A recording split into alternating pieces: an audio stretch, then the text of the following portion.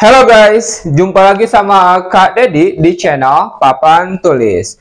Assalamualaikum warahmatullahi wabarakatuh. Gimana kabar kalian semua guys? Semoga selalu sehat, tetap semangat, dan bahagia selamanya. Di video kali ini, Kak Dedi akan membahas materi dari pelajaran bahasa Inggris, yaitu Imperative Sentence and Prohibition. Imperative Sentence disebut juga sebagai kalimat perintah atau kalimat suruhan.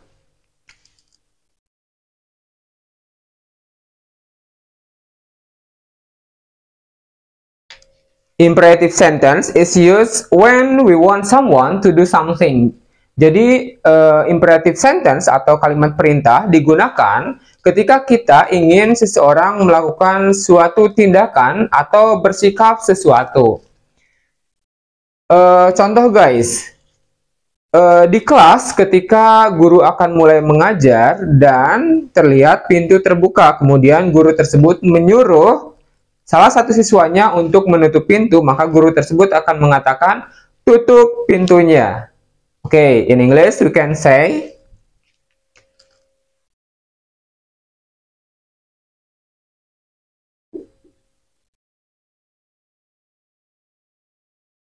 close the door.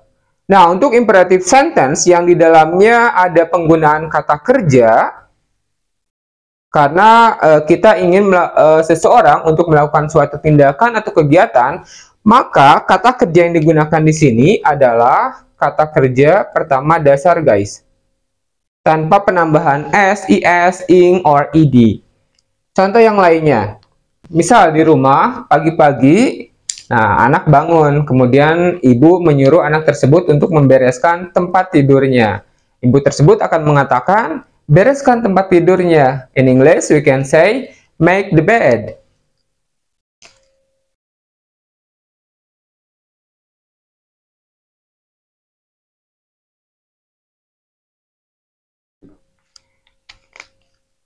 Oh ya guys, selain ciri imperative sentence diawali dengan kata kerja pertama atau base verb, juga diakhiri penggunaan tanda baca seru guys. Oke, contoh yang lainnya. Di kelas, kondisi kelas masih kotor. Nah, guru menyuruh para siswa untuk membersihkan lantai. Oke, guru tersebut akan mengatakan, bersihkan lantainya. Clean the floor.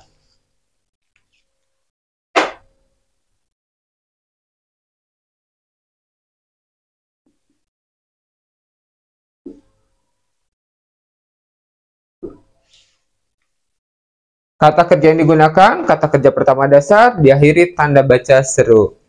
Nah, berbeda halnya guys ketika kita ingin seseorang bersikap sesuatu. Bersikap sesuatu itu maksudnya memiliki sifat tertentu.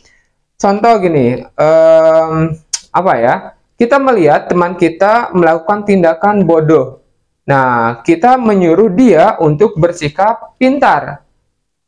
Kita bisa mengatakan, pintarlah dalam bertindak, atau in English we can say be smart. Coba perhatikan ada perbedaannya guys.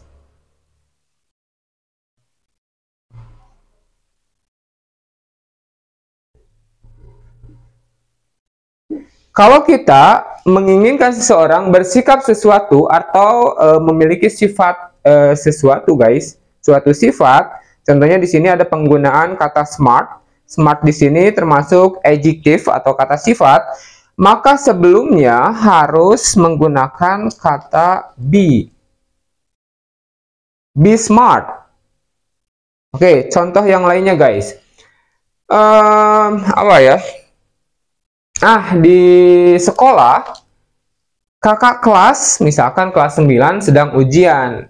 Maka ketika ada siswa kelas bawah 7 dan 8 ribut, kemudian ada seorang guru datang. Guru tersebut menyuruh siswa-siswa kelas bawah tersebut untuk diam. Maka guru tersebut bisa mengatakan, diamlah atau be quiet.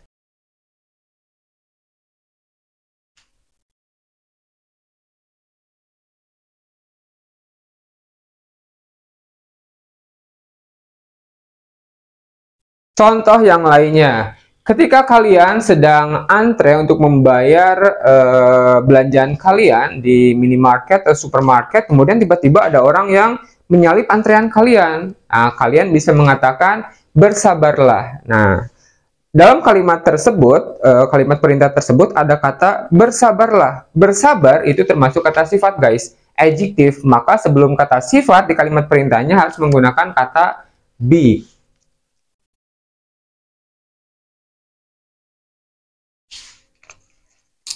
Bersabar, bahasa Inggrisnya itu patient. Karena kalimatnya perintah, kita harus menggunakan kata be sebelum kata sifatnya. Jadinya be patient. Bersabarlah. Oke, ini imperative sentence. Kalau ada penggunaan kata kerja, karena kita menginginkan seseorang melakukan suatu tindakan, gunakan kata kerja pertama dasar dan diakhiri tanda baca seru. Kalau kita menginginkan seseorang bersikap atau memiliki sifat tertentu, maka sebelum atau kalimat perintahnya diawali dengan penggunaan kata be sebelum kata sifatnya. Be smart, be quiet, be patient, be careful. Oke, sekarang Kak Dedi akan bahas materi selanjutnya tentang prohibition. Prohibition dalam bahasa Indonesia diartikan kalimat larangan.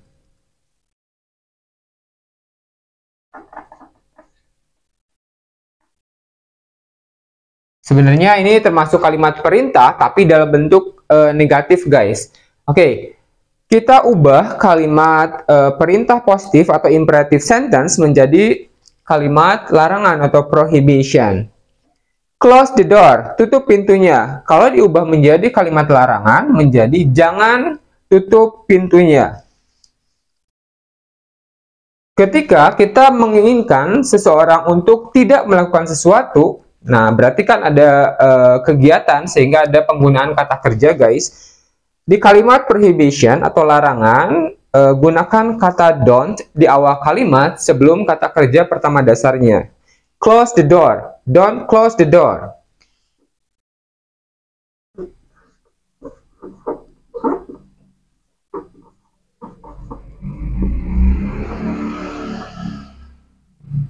Sama diakhiri juga dengan tanda baca seru, guys. Oke, contoh yang lainnya. Clean the floor. Bersihkan lantainya. Kalimat larangannya, jangan bersihkan lantainya.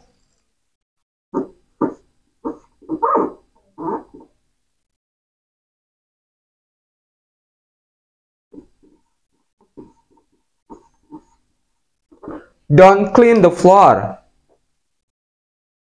Contoh yang lainnya. Jangan menyampah. Don't litter.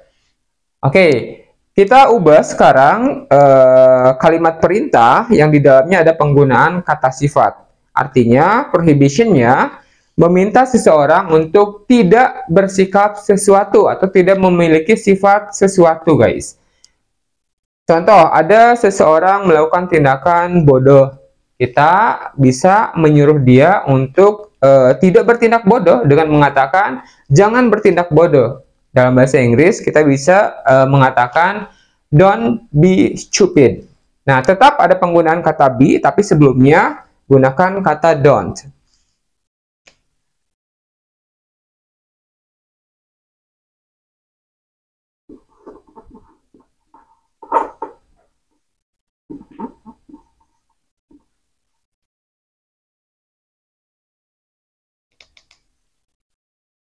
Ketika ada seseorang melakukan tindakan yang ceroboh atau tidak berhati-hati, kita bisa mengatakan jangan ceroboh. In English, we can say don't be careless.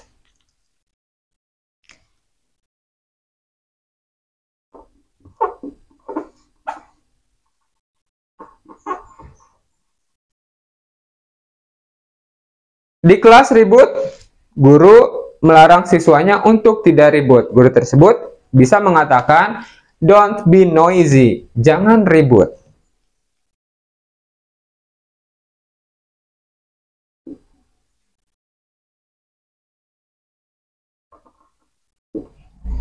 Itu penggunaan imperative sentence and prohibition. Intinya guys, imperative sentence, kalau ada penggunaan kata kerja, gunakan kata kerja pertama dasar.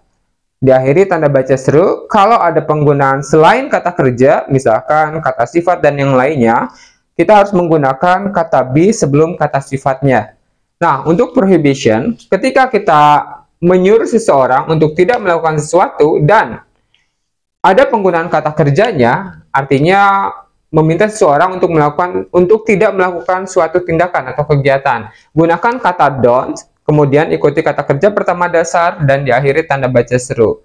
Tapi jika kita menginginkan seseorang untuk tidak bersikap sesuatu atau tidak memiliki sifat sesuatu, sama diawali dengan kata don't, berikutnya menggunakan kata be, dan setelahnya diikuti kata sifat atau selain kata kerja.